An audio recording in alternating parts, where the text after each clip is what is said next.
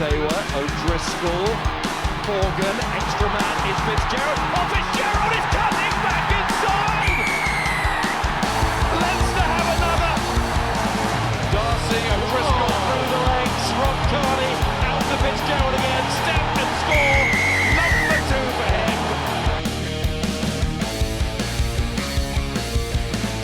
Hello and welcome to the Left Wing Independent.ie's rugby podcast in association with Aldi. I'm Will Slattery, delighted to be joined in studio as always by Luke Fitzgerald. Luke, hello. Will, how are things? I'm good, yeah, just another very intimate kind of fireside chat minus the fire Minus this the week. fire. Yeah, just myself and yourself once again. Yeah. How are you? How are you doing? I'm good, Will, how are you? Yeah, good. You were in full business mode. I said hello. You had the earphones in on a business call. You had no greetings, no kind of cordial. How you doing? No straight into rugby. You were still in AIB mode. I was college mode, unfortunately. college mode, so okay. I was chatting to one of the guys in an assignment. So I didn't mean to be rude. No, it's good to it's see fine. everyone back, the old crew.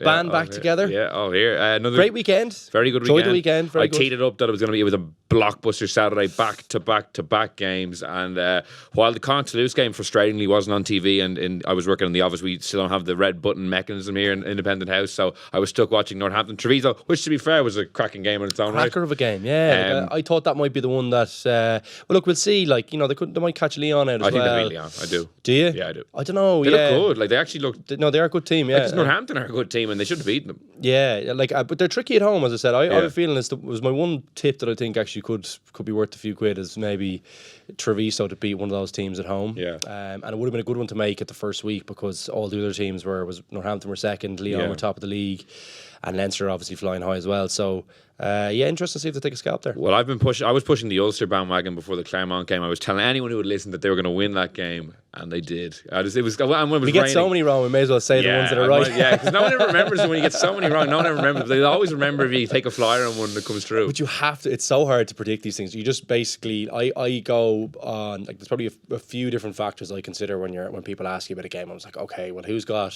first of all, who's a better team?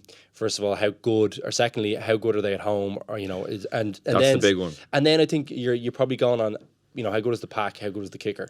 Like there are probably 4 things you can say every week.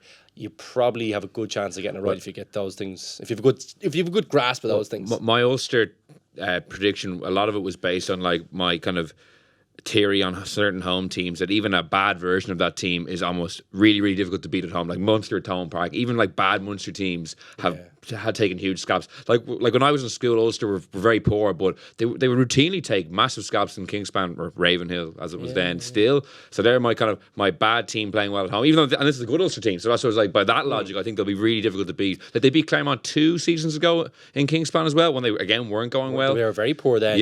And they still beat them. Look, I think they've signed really well, and it looks like they've shifted the balance away from like getting backs. They went through a real period where they were like buying in like Pieto. brilliant players. But they had a lot like of homegrown guys too, to be fair. No, sorry, they did, and they had a really good but they've had massive turnover.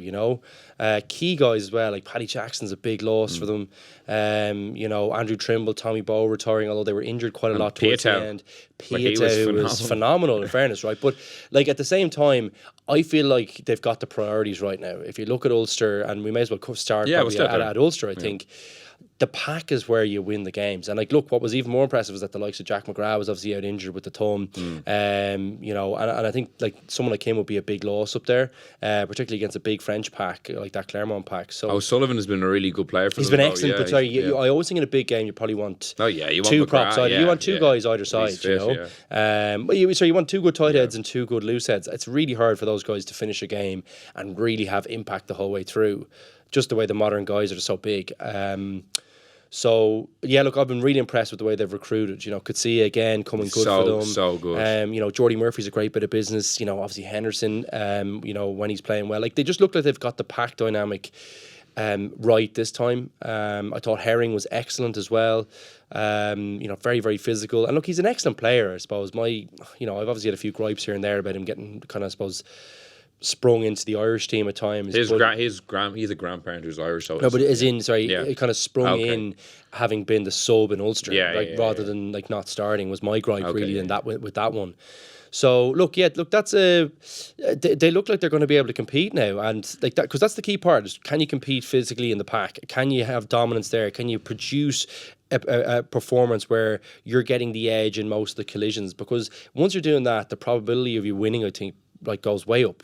I would be my own view, and it goes up even higher when you have a scrum half playing as well as John Cooney is. Like a friend of the pod who's been on before, but he's in sensational form. It was another in some of these big European nights, even last season when they got to the quarter final, he had some really influential performances. You know, his goal kicking has been really good from a guy who hasn't really got a look in with Ireland, but like now for me, he's head and shoulders in terms of form above the other nines. I'd agree with that, yeah. I think he's playing the best. I don't even think he's playing in the best team of the lot as well, so that's kind of saying something as well. But just the personal touches, I think, like obviously the try was outstanding, but he's obviously playing with a huge amount of confidence up there, and they, like Dan McFarlane, it was interesting to hear him talking after the game. He was saying about, like he's watching him do it going, oh no, terrible decision. But obviously it's funny when you follow through and you have confidence in what you're doing, even a bad decision, like they always say that, is like, even if, like whatever we're doing, let's just do it 100%. Do you know that kind of way? The indecision actually can really kill. It can kill a good decision, but it can, like a bad decision, you really compound it.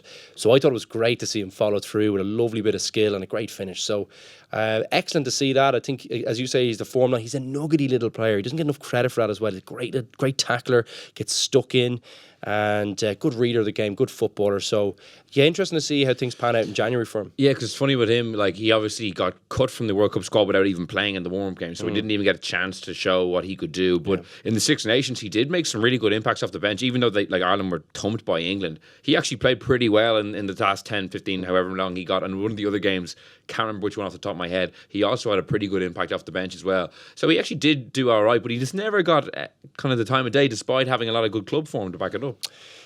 Yeah, look, sometimes you just don't fit a coach's eye, or there's something with like one trait in a player that a coach doesn't like. And Joe, I think, is probably one of those people that can get something in his head and then he just can't get it out. Oh, it's all he sees with a player, so he just never picks them. So yeah, look, I'd say that's probably what affected him, and like he's a human as well. Like Joe Schmidt's human with these things. Like, and also I'd say he's a big stato, so he probably looks at a lot of stats. And I always feel with him when you hear him talking, like he's one of those guys who'll bend stats to kind of support a narrative as well. Yeah, like he's good enough with the numbers to understand how to do that. If something on a qualitative side, on the, like, just basically, if you're talking about how he feels about a player, he's good at bending something to support the narrative in terms of hard data. So I'd say I wouldn't be surprised if he did that with John, because if you looked at John, he was having a huge impact in Ulster as well. It wasn't just what he was bringing to the table in terms of, like, you know, his on-field contributions. It was like the big moments. He was a moments guy for them. Like he kicked a lot of winners. Was it 3 in the first like 6 games or something like that? Yeah. He had like either to tie games or to win games and stuff. So yeah, like he's been a massive player for them. So yeah, that was a little bit surprising. Although I would say Luke McGrath definitely deserved to go, given how he finished the season. But there was only you would have thought 3 nines probably would have gone. Like when you're only taking 2 nines, and like I guess the issue was, like, Conor Murray, obviously unbelievable player, wasn't playing great, so that was one spot that was boxed off no matter what. 31's it's too little to bring to a World Cup for that amount of games. You have to get lucky with injuries, and it's silly. No, like Joe actually made a really good point about it. Like when you're training, like every single international team will train against a 15, just even to practice your moves, to get a feel for things. But it gives you a little bit of leeway in terms of who you're going to pick for the thing. And I thought that I completely agree with him on that one. You need a little bit of extra breathing room to have a 50. Like, you can't have your cameraman or your, you know, other guys filling in as a 15. You shouldn't have that. It's a World Cup. Like, it should be your best squad. Yeah. And I'm sure they're probably saying, well, that probably, you know, that really leans towards the bigger nations. But 3 or 4 extra players really doesn't, I don't think. Yeah. And Ulster's great win. Saw them debut at number 6 on my. Oh, the list is in. You remember this week? I remember this week. Yeah. Power rankings. We got, like, I think 1 tweet, possibly 2 tweets. Like, I think it was 2 tweets looking for my top 20, which I'll unveil now. You know, the team upstairs. Are we doing this now, or are we doing it after them? I think I'll do it now. You're just too excited. Tee up. Yeah, because I might forget. That's the thing. This is like Christmas morning stuff for you, isn't it? Well, no, I'm merely a conduit to deliver these rankings. The crack team of eggheads upstairs are the ones who calibrate all the theorems and theories, and then I kind of. So there's an algorithm, like an algorithm finally calibrated. That's why I took an extra week. This has some basis in maths. It's been incubating for an extra week. So I'm going to go from 20 to number 1. In 20, the poor Ospreys, who are just. looking pretty desperate. I've seen them, unfortunately, I've seen them live twice. 19, La Rochelle. We might touch on them later. Round O'Gara's a tough start to life in the European Cup. 18, Lyon. 17, Gloucester. 16, Treviso. 15, Bath. Sorry, say that again. Who's after go for 16? Treviso. Treviso? Benetton, sorry. I'm kind Benetton, yeah, you want to get that right for I Air would Sports. want to They get go that mad. right, They went mad at me for ages. Well, Couldn't get it out of my I head. called Scarlett Clonletley as Neil Francis still does. Jesus. That's been about 15 years. It has. Go on, anyway. 15, Bath. 14, Montpellier. 13, Harlequins. 12, Connacht. Harlequins above. Yeah, go on, keep going, yeah. 12 Connacht, 11 Glasgow, 10 Sale, 9 Northampton, 8 Munster, 7 Claremont, 6 Ulster, 5 Saracens, 4 Racing, 3 Exeter, 2 Toulouse and 1 Leinster. I think at the moment they're sitting pretty with the pool draw they have. Saracens probably stands out, although I presume you're basing it on the first outing. Well, I'm basing it on the outing that they're unlikely to be a top seed. Given that they've lost Given that they've lost one game and they have to play in Thomond Park next week. So is this your rankings or is this the who qualifies out of the pools? This is a combined. It's weighted. Thusly. You're folding under pressure. I'm not this folding. This is like a politician who is like spouts some kind of number. And I feel goes, like Boris really? Johnson on like Question Time or something like that. Yeah, Don't worry about it. I enjoyed it either way. It's kind of a half weighting of who is the most likely to win the tournament, and the other half is form and who's playing the best. So it's kind of weighted equally, calibrated within an inch. I see. You've got a few different factors in the model. I like it. Exactly. I don't disagree with all that. I mean, look, it's very hard to pick the 15 to 5. I think. Sorry, not inclusive of 5. I would probably agree with the top 5 currently, but say 15 to 6. What about the top? Like, who's your top? Is I have Leinster, Toulouse, Exeter? Because like if this is the first year Exeter, for instance, they've got won 5. Got 10 points out of 10 points. Usually they've had a weird loss in there at the start. And or a draw against Munster. They look like they're going to be have a home quarter. It'd be interesting to see the first year they've probably actually been in the box seat to do well in the tournament. They are extremely difficult to beat at home as well. Played there before. It's a difficult place to go. The crowd are excellent there. They get a really regular. Obviously the club is really well run. They have great support there. They're kind of a bit like Leicester, where I know Leicester have been struggling, but they get great support every week to the stadium, and they're actually the revenues from that actually drive the club and keep the club going. They actually do it properly. Look, it'd be good to see. I'd like to see Exeter go a little bit further in the competition. I really feel like it's kind of their form. It's been very samey the last few years. I'm kind of like sick of this, Leinster versus Saracens. They're great matches, but I'd like to see an Exeter go further in the tournament, or we have had fairly similar. To be fair, it's good to see the Irish teams in the semi-finals. I don't mean we're going to have Claremont in there this year. I think they'll be probably in the bottom half now, perhaps. But it depends. We'll see how they finish the group. Racing, so we'll move on to Racing Munster. That was an absolute cracking match. I don't know how they completely brained that. They did. And then they could have even lost it. I really felt for JJ. Because he had a great game. He did. Look, he missed one tackle in the lead up, but it was they still had a lot to do with the Finn Russell very lucky chip through the legs. It was extremely lucky. But it was phenomenal. It looked good though. It looked good, but to the train, I would feel to the trained eye, there's no way you're going for that. Look, it's so maybe I'm not trained anymore. I don't know. Yeah, so 21-all. Munster. They were down by 8 points, then they were down by 7. At 21-14, Racing missed a couple of chances, then they battled back and have the drop goal. So I think Peter O'Mahony kind of put it best. He was kind of struggling to kind of. Is it a good figure out whether it's a good draw or a bad? It's a good draw, but it's also we should have won, but we should have lost. It's drop points away at home. I really had Munster down to shade that one. I really thought Racing showed up really well. It was actually good to see because it shows that they've come on a bit. I think they're going to be a real force in the competition. They've gone there and they've actually gone far in the competition and just completely folded in Thomond Park, just folded up the tents and gone home. And they didn't do that this time around. I know they fell away towards the end of the game, but that can happen then in Thomond Park.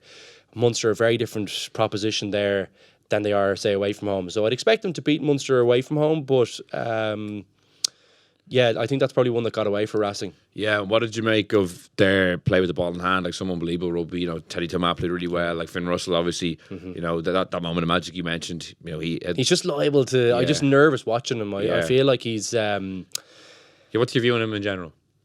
I feel like he let you down on the big one. Yeah. I always feel that with Finn Russell, even though he's a brilliant player, he does lots of great things. I just feel like he can't keep passing it. Do you know one of those guys? I always feel like you come across these 10s who can do these amazing things, but I always come back to this piece of advice I got from Owen Redden. Not advice; it was more a steer about An order. how. No, it was we were talking about halfbacks, and he was kind of talking about he had a really kind of. He had a good rule of thumb that he was given, and he said, like from an early enough age, said like 95% of your decisions is just pass. It's just like just do it. Just 90, like you get the ball so many times. 95%, it should just be the simplest thing that you see. And I feel like Finn Russell doesn't do that all the time. He's more like a 7 or like an 85% man.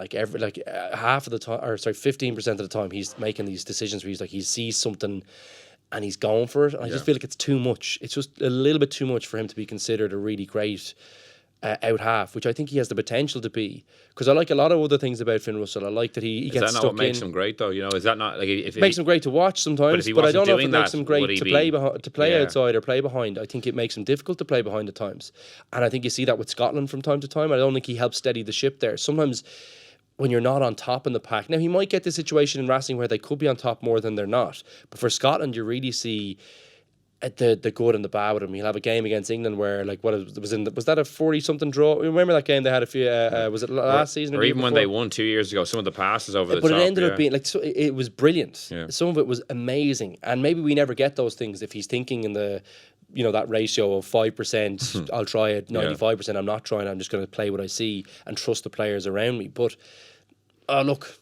I'd like to see him maybe come into 10% rather than 15%. Well, I think these figures are completely thrown in my head. Yeah. I just need the team of eggheads upstairs to calibrate. I haven't got the eggheads or the resources like you have, but I'm just basing that purely on what I see with him all the time. Yeah. But to go back to the game, what a game! Like I mean, look, they'd be disappointed with how the game finished and obviously the drop goal. Like you have to get that one. Like it's right in front of I know he was absolutely good at it. I really felt for him because he nailed the conversion 2 seconds. Like, it was an unbelievable conversion. Exactly, yeah. One of the conversions, best conversions I've seen. But if he had missed the conversion and got the drop goal, they won the game. So you need to get that one. So I really felt for him. I was good at it because he's a guy who's had a difficult he's bounced around a few different clubs. He's obviously come back to Munster now, and he's in with a bit of a challenge to get that spot. I know he'll have a few games in a row now, but I think Joey will probably be their first choice at 10, particularly seeing as Mike Haley seems to have turned around. Going to bring up Mike Haley because he's a player who last year was, we were very critical of him, and then even, I know off there when I'd be talking to people, he would be getting a lot of criticism. No, there's our friends of mine, when we were just talking about how we were like, geez, how did they bring him in? Like, and he's been parachuted in the Alps. He looks really good. He's been really good. Like the Munster matches I saw, I know it was they were playing the Dragons and the Ospreys, but he was man of the match, I think, in at least one of those games, possibly both. Really good going forward, and he's carried that into some of the bigger matches now. Yeah, well, look, they need someone to replace kind of Zebo, I think, and we all thought that was going to be that was why they had signed him. So good to see him progress. Looks more confident, looks more comfortable, and running with a bit of he's kind of a glidey runner, but he's a big man as well. So hopefully he from Munster's perspective, because I think if they don't have that, they've got a serious decision to make as to where they play Joey Carberry. Like I feel like they've made their decision that he's going to be a 10. My feelings on that. I think he's definitely a better 15. So. That'll be an interesting one. It allows them to play Joey there, and I think it'll take pressure off him if he's playing well there as well, because they need another attacking thread. Like it can't just all be reliant on Keith Earls making breaks for you. There has to be some other threats in Conway. Yeah, obviously, sorry, Conway. I can't believe I forgot Conway, who's been their outstanding player. But it can't just be all those two guys. You need an attacking and a potent back three, and with him playing well, you think that would open up opportunities for the other guys as well. And what about the form of Conor Murray? I thought it was interesting that I thought they looked a lot better when Albie Mathieson came on at the weekend. Yeah, and obviously he's leaving now, so he won't be there. But to be honest, I think since Albie Mathieson has arrived, he's been out playing Conor Murray.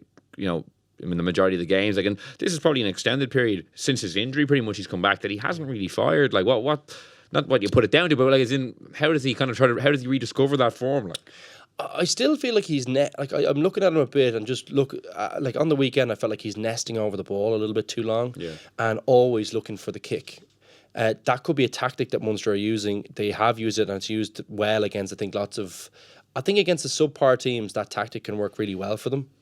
But against good teams who are organised for it, you see how many times they just block the runners coming through, and they never really got up. Like Andrew Conway, who's brilliant in the air, never really got up to compete against Simon Zebo at the back. You know, they just shepherded him and didn't allow him to get into the airspace and even compete for it. Now, they didn't get any pay for it, but usually that's a tactic that works well. I think good teams now have figured that tactic out, and I think with Ireland they figured that out as well. So I'd like to see Conor utilising his attacking ability a bit more. He's got a brilliant pass when he gets it out. I think he needs to get that thing out a little bit quicker, because Munster, particularly when Dave Kilcoyne comes back, they have some real, you know, and when Peter O'Mahony's firing, when CJ Stander are firing, you know, when Tyke Byrne is firing, they have lots of guys who can be really difficult and can get momentum for their backs. And with Joey Carberry back, like, that'll be a pretty potent backline.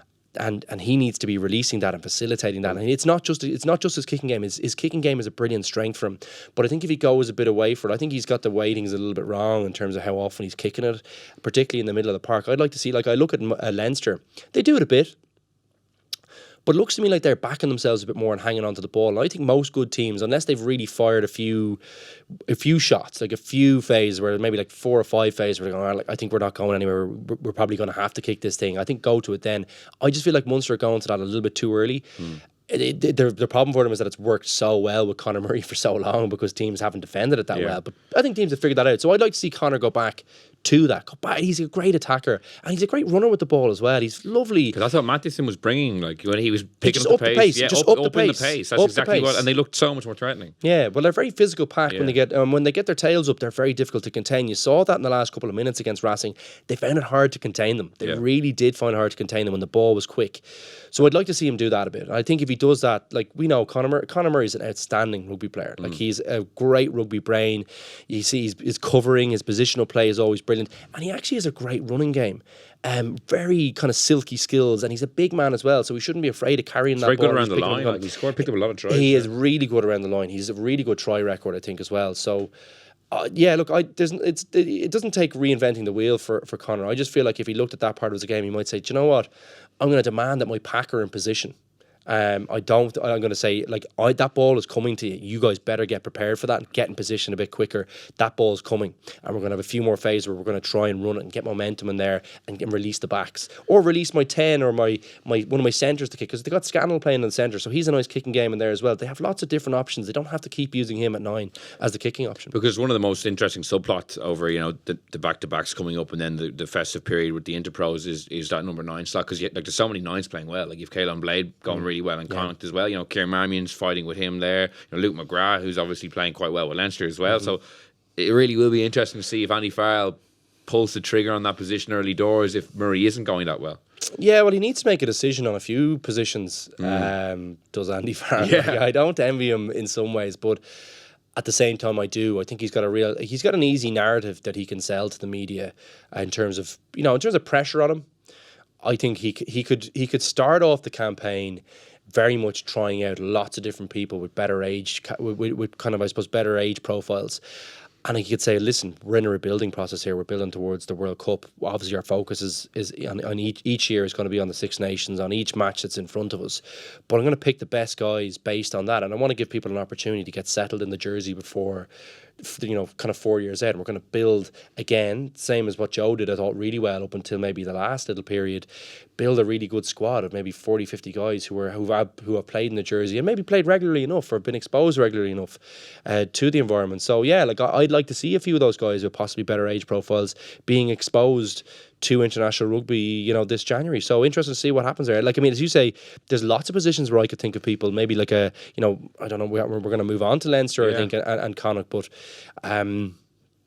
I think there's a few guys, like Ronan Keller will probably be a standout guy for me. Say that for a moment. Because I want one last question on Racing. I brought up Vakatawa last week and I talked how much I thought he was really good, and then you lampooned me and lambasted me and gave me a withering look and a withering put down. Did you think he played well? To be fair, he didn't actually get that much ball. I was surprised. He was solid. Yeah. I thought he was solid. And actually, that's is what you questioned. But that's exactly what I questioned. So, like, that's what you need. Like, he's obviously maturing as a player. Like, he's an older guy now. Like, I played against him when he was, I'm going to say 19 or something for Racing. Remember, he got a great try over there in a weird match off a It was off one of our 22 dropouts, weirdly enough. I missed a high ball take. What year was this? He's only been playing for Racing for a couple of years. No, he's been there a while. He used to play in the wing. He was a really young guy playing in the wing for them. They moved him into the centre the last couple of years. Yeah, so he was No, you would think you're thinking of something. Vakatawa only started playing for them, I'm telling you, trust me, I played against Vakatawa. What year are you saying that? Yeah, you saying that when you won the Heineken Cup? Like, no, not that far back. I'm going to say 2014 or 13 or something like that. Yeah, I think he's been there a good while. He was only a kid now. Are we really doing this in the middle of the podcast? Okay, we're doing this in the viewers and listeners. Yeah. Sorry, what are you checking it now? He's checking it. You can cut this out, Gav, can you? No, you're not cutting it out. Okay. Okay, so, no, I was wrong. You're right. Yeah, no, I know. I played against him. So, yeah, he got a brilliant try there and he was playing on the wing. And cut that out, Kev. Yeah. So, yeah, look, he's really matured as a player. Yeah. And that happens to guys. He kind of bursts on the scene as a brilliant runner and he still has those kind of things. But I've even seen, even if you look at his body shape, he's gotten massive. He wasn't that big when I played against humongous. him. Serious athlete. So, look, good to see him go well. I think that bodes well for Racing because that's a position where you think, you know, it's most good teams have a good second centre. Most teams who are winning the competition have a solid second centre, and they need one there. And he was good in the weekend. Yeah. Thomond's a real fortress, and he was up against a few physical guys as well. So, good to see that from their perspective. And for Munster, it sets up their next game was home to Saracens. It must win. If they lose that, they're out. Yeah, they got to win that one, I think. Like they're not going to go to. They have to go to Racing and Saracens and probably win away at both. Look, they're capable of doing that. They certainly are capable of doing that. This Munster team, if they play to their best ability, can do that. I think it'll be. The odds will be against them, and it does depend what team Saracens will play, but they'll still be difficult there. I think on that 4G pitch, both places, it's pretty difficult to play both teams. Yeah. Well, I'll move on to the Leinster game then. It was a fairly... It was dour enough contest, like I think 13-6 in the end. Like Leinster, to be fair, defended really, really well at times. Like Lyon, especially after Jordan Lamb got sin bin, were on that line for about 10 minutes and they held them out. I thought they were very lucky. I thought they could have got another yellow. There was a few of them. In the second half they collapsed like 3 balls in a row. It definitely should have been yellow. Yeah, there was a few of them that I'm very confused about the rulings on that. I thought there was a few where they were very illegal. And I thought there was a few where I'm saying, was that actually... I couldn't really make up my mind whether it was a penalty or not that when Leinster were getting in there, you know? I just thought it was... Look, I don't envy the referees in this area because it looks really difficult, you know, who's connected to who can compete for the ball. Like, when is someone slipping around the side, when are they not? The scrum seemed to be there seemed to be a bit of confusion there. Like Leinster seemed to get the edge in a few of them, and then Lyon seemed to have, for the most part, you know, a big edge on it. And I couldn't see, it looked like they were...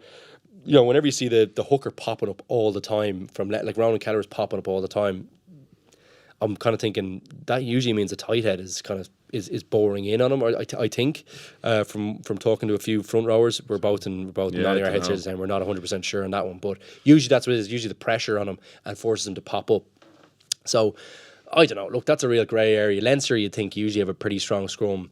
Now, French opposition generally do have excellent scrums, but Leinster, like, they have an international front row there, bar Ronan Kelleher, and, you know, he will be soon. An international, I think, an international pack essentially behind them. So it's unusual to see their scrum under so much pressure, particularly when they got a few, you know, right as well. I was kind of thinking, geez, it didn't look like they were completely dominant for the whole thing. Yeah. Look, I thought they were contentious issues, and I thought Leinster were definitely lucky to touch on the game. They really were on the edge. I thought the referee shied away from maybe another yellow card, which I thought might have been deserved at different points. Whether there were penalties or not, I don't know. On a few of them.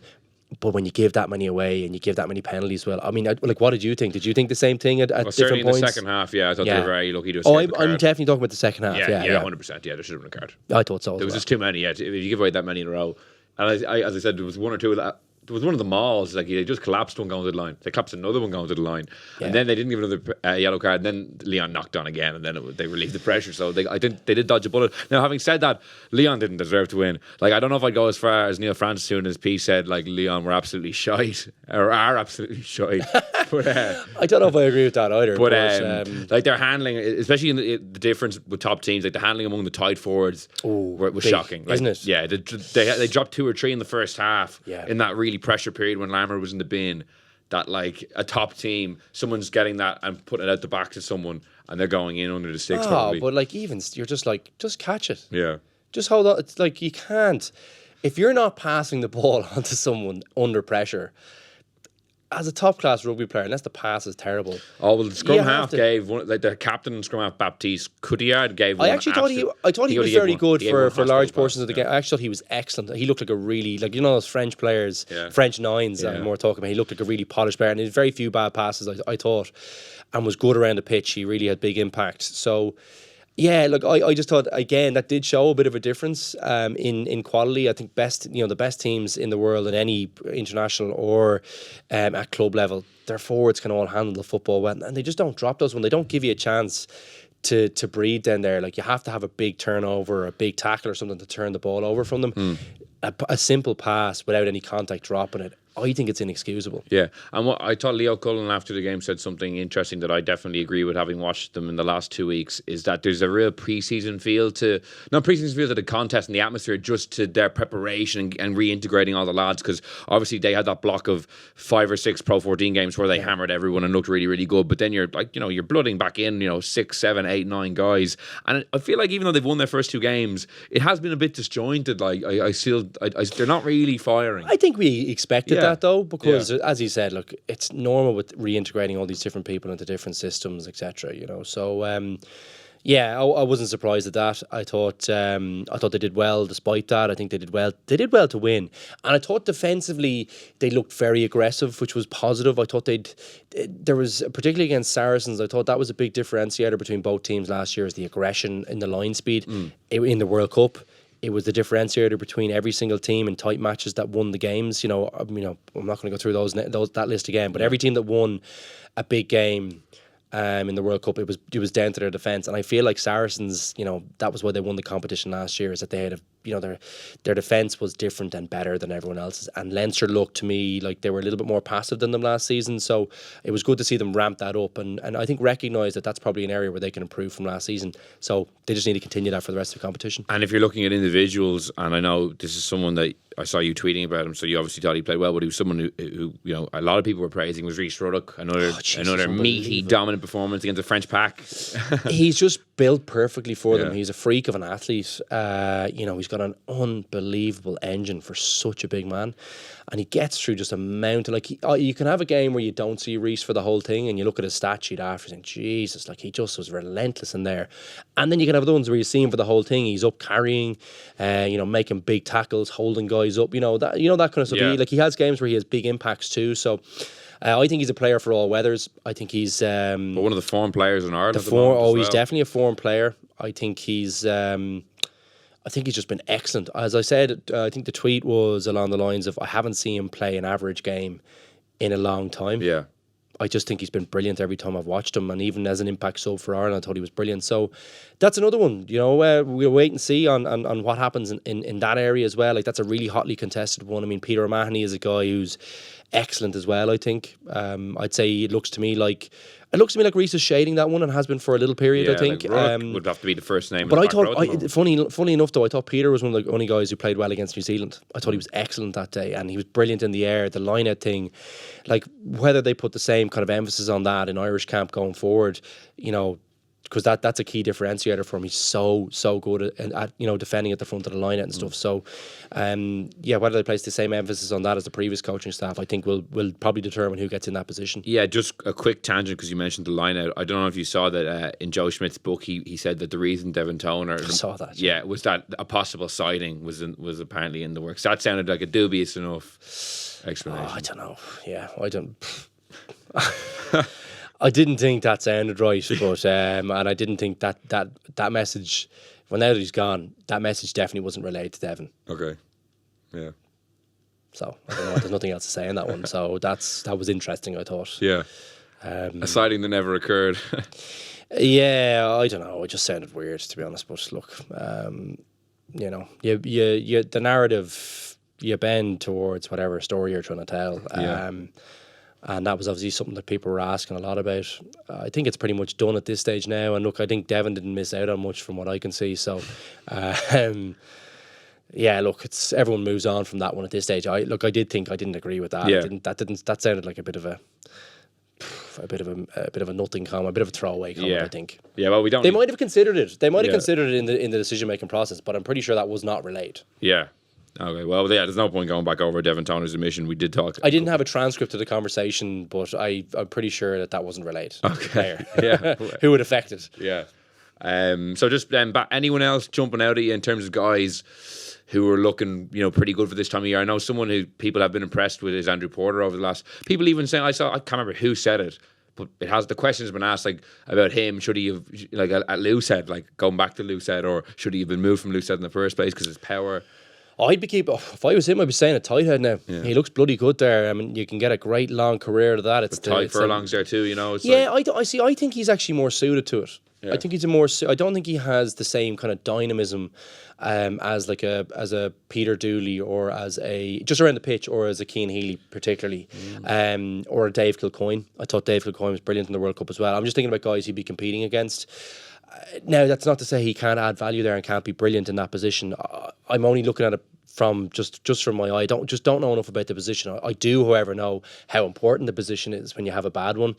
I think he can make a great career for himself in that position, and he looks like he's beginning to really figure it out. And he really because they always say that with young guys, it's really hard to transfer all the brilliant gym work that you have. You get these guys who are brilliant in the gym at that age, more flexible, more powerful than the more established guys who've been kind of in the engine room for a long time. And Tig looks like he's never been. I don't think people would ever say Tig was unbelievable in the gym. He's just a brilliant player, and he's obviously incredibly strong, incredibly powerful. But I don't think he's one of those guys that would show up incredibly in the gym, whereas Porter obviously would. And it's really hard to transfer those powers into, Sean O'Brien's another guy as well who wouldn't show up unbelievably well in the gym, but geez, you get him in a wrestling match or in a digging match, there's no better man than have Ty Furlong or Sean O'Brien. They just have that man strength. So I think it looks to me like a lot of that is kind of transferring over to Porter now. He's kind of growing into that kind of physique and the power, and it looks like it's transferring onto the pitch. So that's great to see. And I think he'll only go from strength to strength. He's going to have a big season. With the technique as well, because you have to be able to distribute the power. It's the same in any kind of... When you look at people who are really strong in the gym, sometimes they're not the best tacklers because their technique in distributing power isn't as good. And there's lots of other factors that come into that. It's the position you are, the position you take, how you react to other people's positions. It's your own balance. Balance is a huge thing that people don't put enough time and effort into. Is actually how you're balanced, how you can get the brain sends a signal to your feet to be in the right positions for different contact situations. So that takes practice and the 10,000 hour rule, and the more he plays, I think the better he'll get. So I'm excited to see how far he can get. I think tight head looks like a great position for someone like him. Yeah, one last thing on Leinster before we move on and start wrapping up.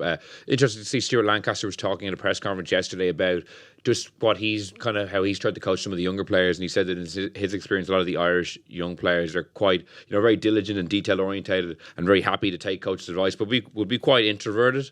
And then what he's tried to do is get them, more extroverted, more talking a lot more. Because remember when we had Rory O'Loughlin in last year, who would probably be maybe an introverted guy. And actually, he said that was a big thing that Stuart had said to him. He's like, I want you today to say one thing in a meeting, just pick one topic that you feel strongly about and say it. And by all accounts, that's something he's really stressed. I don't know.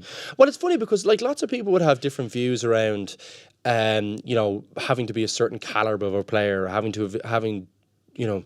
have achieved a certain amount in the game before you're really kind of voicing an opinion in different games. But as far as I can see, and I probably was guilty of that at different times, sometimes, look, if you're really young and you're kind of talking a bit too much in a huddle and you're kind of not really adding a huge amount of value, you're kind of saying, listen, shut up.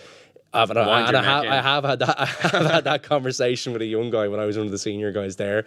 And at the same time, I think those things, so achievement in the game and experience, you can tell from coaching and all those kind of things, they're not necessarily a real key part in actually figuring about who understands the game and what's important and how different situations have occurred and can you definitely add value. So I think that's a great idea, and I think it brings certain people out of their shells if they're doing that. The problem is, I suppose, if you get it too much. But look, with everything, there's a balance to be struck in these things. So yeah, look, it was interesting. I read the article, and look, Stuart seems like a really interesting guy. I think he seems like he's interested in developing the guys as their own kind of each as their own leader in their own little patch, but also contributing to the whole as a group. That was kind of the mantra that I kind of got out of it, was that I felt like his feelings on it were that the better the leader you are, the more confident you are in your abilities, the more it kind of fit into. And his game plan is about expressing himself and dealing with situations where you're not in control. So like unstructured play. Like I think the more you're a leader, the more you're confident about communicating different things in and confident in your abilities, the better you'll do in those situations. And I think there's definitely there'd have to be a bit of logic in that. I think I would agree with that. I think it's a pragmatic approach to it because you want to be a leader in your own in your own world. And I think it's more crucial for Leinster than maybe some other teams, whereby like in particular like that block at the start of the season, that it was an extremely young team in all those games. There was not that many veterans back. I know Devon Toner was there and maybe Scott Fardy, but they didn't play every game. A lot of times on the pitch, I remember looking at it once. Geez, like the average age of this team is like 24 at the moment, so it does require some of the younger guys to step up and be more vocal, because if you're all amongst yourselves, like someone has to do the talking. Yeah, well look, those periods are really important for young guys. We talked about it at the time that there'll be a few people that'll emerge during that period it'll really stand to them, having played the games together, played the games at a higher level. And look, you're in the shop window. Like the reality of the situation is, with all the competition, and Leinster's probably a standout in this regard, you're in the shop window. Like, don't leave anything to chance. Don't let like 4 or 5 guys. Well, you can't, like, as far as I always saw those things, and I was probably I was too far the other way, where I was talking too much. I know that from having looking back at it now, talking. Can you imagine, Will? Yeah. Me talking too much. Imagine that. But no, on a serious note, like I think I was really conscious of those periods when internationals were away, that this is my chance to shine. And be a leader. Not regular. You were. Yeah, to a certain extent, but I still had a period where I got my first cap, and then I didn't play for a year. So I didn't play till next summer. Yeah. So like that was those things are pretty important. Like those shop windows. Like I would say, the last thing you want is for your personality or being shy about speaking because you think something. It might not be like, look, you can't add value all the time, but you have to be able to see something and say, look, I think this.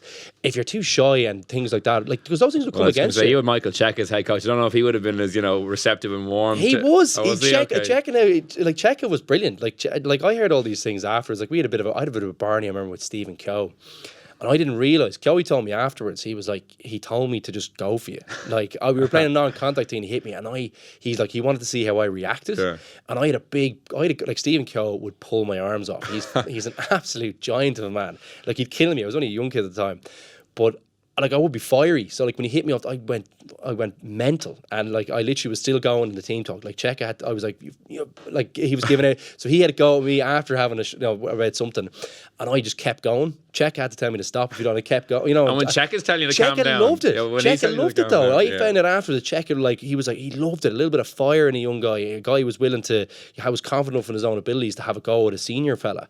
So like there'd be opportunity. Like Stuart strikes me as a guy who's probably testing people out all the time and that stuff. So I think it's a great environment to be in, because you get to see who the personalities are, and he'll also get to see, because there'll be players there that he probably likes the look of, but probably is saying there's a gap there in terms of the confidence and the leadership side of things. So he gets to work on those. That's pretty much what Rory said himself. Yeah. Like he's like that was after that he started getting into the team more after kind of taking on that bit of advice. So it is interesting. It's great to see. I like to see him, because I think that all those things will benefit you in your career and all that afterwards as well. Like you have to be able. It seems to be like in whatever you decide to work at. Like we're obviously in the game of speaking, but like other people allegedly, allegedly, and like on a serious note though. Yeah. Like you have to be able to speak about things that you're doing, and be able to speak with a bit of thought and a bit of authority on it. So these are great traits for people to have. It develops them more as a person as well, so it'll only benefit them. And just to wrap up on Connacht as well, they got I thought a harsh enough defeat in the end, considering how competitive they were for long periods. I think it was 32-17. Toulouse got that bonus point try at the very end, but they were leading for long periods in that second half. And again, with a lot of injuries, like Fitzgerald at half had a really, really good game. Jack Hardy was on the bench. They're not going to get out of their pool, but I think they can take another scalp or two, definitely. I wouldn't be like sports ground. They're so difficult to beat there. I wouldn't be surprised if they're in the mix, but just short at the end. Yeah. So interesting to watch that, and it was very positive to see, given all the injury concerns that they have. So that was a really spirited performance, I think was the word they used, and I would agree with that. I think there's lots they can take from that and build. I think the league is still going to be the key for them. I'd like to see consistency, like they have the players and the quality and the coaching setup, I think. And they're looking to expand all those things and grow the game down there. They're they're going to do that. Yeah. So they need to be consistent. The league is where I think is going to be key for them. But these performances, they can build and take confidence that they're not that far off from the top table in European rugby. Yeah, because they never qualified 2 years in a row through the league. Like the other years, it was when Leinster won Heineken Cups and they got in. Exactly. So, like, they won the league under Pat Lam. The following year, they didn't qualify. They didn't make the. So it will be a big step. They can't have that stuff. Yeah, You need to qualify every year. every It'll be a big year. step to get into the top 3 again this year, obviously. Well, they have the quality to Yeah. qualify every year, so they should do that. So, and they have a really good record at home as well. They're usually pretty solid there and difficult to beat, particularly when they have a full team out. So, let's see them kick on. I'd like to see Connacht kick on now. And one last thing on their Irish interest, Ronan O'Gara, his team obviously had a very disappointing defeat to Sale Sharks. I don't know if you saw the incident of the red card. Like, he must How be stupid is He that? must just be thinking, You're just ruining what your have I career. got myself into? But sorry, you never really do. I've never seen someone gouge anyone. Sorry, no pun intended, but I've never seen anyone gouge anyone that's actually really hurt them with it either. You know what I mean? Yeah. So you're literally giving up. Berger tried his best. But you're literally giving you're giving someone, I don't know, whatever, double vision for a little bit, because you never, who's really doing getting in there? You can't really. It's just It's not like King Lear, But what is it? Is it like For all those 6? leaving certain students out there. But what is it? A minimum 6-month ban or something? It's something crazy. I don't know off the top of my head. Well, there's low grade. I think it's a minimum 3, maybe. I'm not sure actually. I'm gonna say, but they usually gouging. They come Scott down. Burke got 6 weeks. But that was they went down really hard after that one. Yeah. That was to get him back for Super Rugby, or not for Super Rugby, for Tri Nations at the time. Yeah. Look, it seems it's career suicide. You're as soon as I see that, I'm thinking, well, you're a Dumbo. Yeah. How stupid are you? Yeah. You're personally you're not actually physically hurting the guy. You're literally, your team is now down a number for the whole game, and on top of that, you're banned for whatever 6 months. I think I'm nearly going to say it's a minimum of 6 months. Will. Yeah. I think they decided to come down really strongly, and I remember after the Stade Francais stuff in there Ulster, was a tube. I think there was a few of them, and Dupuis. then It was 2 more Dupuis, game, yeah. they had huge. Yeah, they your were man Tube got 18 months or something, didn't he? Yeah. Six It might have been his second offence or something like that yeah. in a while. But sorry, they come down really strong on that. So Yeah. and they should. It's a stupid. It's crazy. I think. Did you see who was playing out half for La Rochelle? A 38-year-old Brock James. Still, James, was it? I didn't know. I didn't see that game. I couldn't believe it when he I was, saw the highlights of the gouge. he's about the same age as Rog. Yeah, but if he's still going, he's still going, and he was a quality player. He just couldn't drop kick to save his life. But we just know there's pressure. gonna somehow they'll wrestle their way back into contention, and he'll be in the pocket in round 6. There's no need to be so excited at the prospect. I just remember that game against Leinster. That's 2010. Were you playing the match? The I quarterfinal. was injured. Yeah, well, should've guessed. Standards. Yeah. Yeah, Well, it's a 50-50 shot actually with my career. A 10-year career, 5 years out, serious injury. Yeah. Seriously. But he missed 3 drop goals, and to be fair, that wasn't the only game. He actually was. The thing is, he actually was a quality player. When he was, when they were going well. Brilliant rugby player. Yeah. Honestly, his passing game, he ran Leinster ragged that year in the RDS. Yeah. Honestly, the lads said they never felt so stretched. They had a great packer course and a good Yeah. platform, but Jesus. Malzier scored a hat-trick. And they had Rougerie as well. They Yeah. were just hard to contain, really hard to contain. So, and it was partly due down to his passing. The lads said, I remember Drico saying, Jesus, his passing was brilliant. So long, crisp, and he could do it on the run as well. So, he's a quality operator. And look, there's hope for Sexto now. Maybe we'll make it to the next World Cup. Who knows? Yeah, you just need to get him a pair of Rob gloves. James can do it. You need to get a pair Surely of he gloves can. on him, man. I think that's the secret to his Don't wear longevity. the gloves. Jesus Is he the Christ. best glove wearer in rugby history? He's the most consistent anyway. Yeah, Him Andy- and Phil Thompson. Andy Good, Phil Thompson. Phil Thompson. Phil Thompson. Wasn't it Steve the hooker? Thompson. Steve Thompson. Steve Sorry, Phil Thompson. Thompson's Yeah, it was- the Liverpool guy. You should have got Oh, that. yeah, big nose. Big nose. Pinocchio. Okay, just before we wrap up, anything else from the weekend that we need to cover? Just last, any final thoughts? Final thoughts? No, I think very positive so far for the Irish provinces. I think obviously Munster will be a little bit disappointed with that, but Racing are very good. I think they have a good chance. Depending, Saracens look like they're not going to play their first team in all the games. That might change. Well, the Thomond one is the big one. How they go about that? Because Munster would be loving it if Saracens put out a second string. They'd smash them, I think. Yeah. No, they would. Because if Saracens go full blooded for that, I think they can win in Thomond. I really do. Well, they have the players. The Saracens are the best team in the competition if they play their full team. Yeah, hardly actually. Yeah, I was hardly going out on a limb with that one. Yeah, well, there you go. The best team in the competition. Sorry, very positive. I think Connacht as well can be very happy with that start. They'd be disappointed with the bonus point, as you mentioned. Ulster, cracking start to the competition. Gritty win over in the Wreck. And back to backs against Harlequins, they could be in a very, very strong position. Exactly. They might just need to win one out of the last 2 if they go well in those. And Harlequins are... they're flaky at the best of not times. I great, think. Yeah. They're as the power rankings. The 13th best team apparently, according to. They're not great. Yeah, Yeah. but Ulster look good, and they're playing confidently, and it's a good coaching ticket. Dan McFarlane's a guy I've liked for a long time, and lots of people feel the same way about that. So your former Ireland A coach, wasn't it? correct, yeah, and a very good coach with Connacht and Glasgow as well.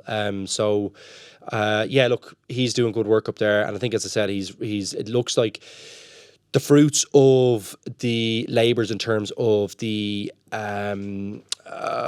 who they've got in, the players have got in. Like, I think they've shifted towards getting in a better guys in the pack, and they look way better off the back of it. So that's good to see. Leinster looking strong, a bit patchy, but you expect them to get better. So all in all, I think positive. Yeah, another great weekend of European rugby. Luke, thanks for joining me for our fireside chat. Just need the fire now after that too. Actually, yeah, is this going to be a weekly thing if it's just me and you? Well, geez, I don't know. we not. just get We it need from a guests. guest. Yeah. Well, on that note, that's all we have time for this week on The Left Wing in association with Aldi. Thank you so much for listening, and we will be back next week with another podcast. And in the meantime, you can subscribe to us on iTunes, SoundCloud, or listen on independent.ie. So until next week, thank you for listening, and goodbye.